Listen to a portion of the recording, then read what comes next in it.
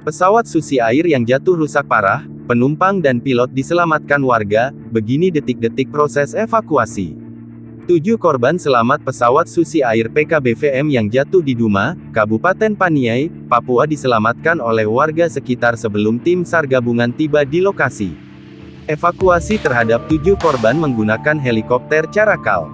Dan Lentimika, Letkol PNB, Slamet Suhartono, mengatakan, 7 korban yang diselamatkan oleh warga ke tempat terbuka untuk memudahkan evakuasi menggunakan helikopter juga bisa landing.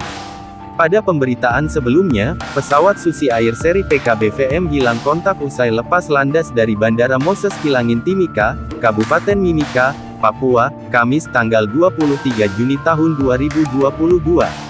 Pesawat tersebut dilaporkan hilang kontak pukul 6 waktu Indonesia Timur, saat menuju Kampung Duma, Kabupaten Paniai. Ada 7 orang penumpang dalam pesawat itu, termasuk pilot, Kapdail Peter Jorich mengatakan, pihaknya menerima informasi terkait jatuhnya pesawat tersebut pukul 6.14 waktu Indonesia Timur. Kemudian, saat ini, tim sudah diberangkatkan menuju Bandara Moses Kilangin untuk berkoordinasi dengan pihak terkait.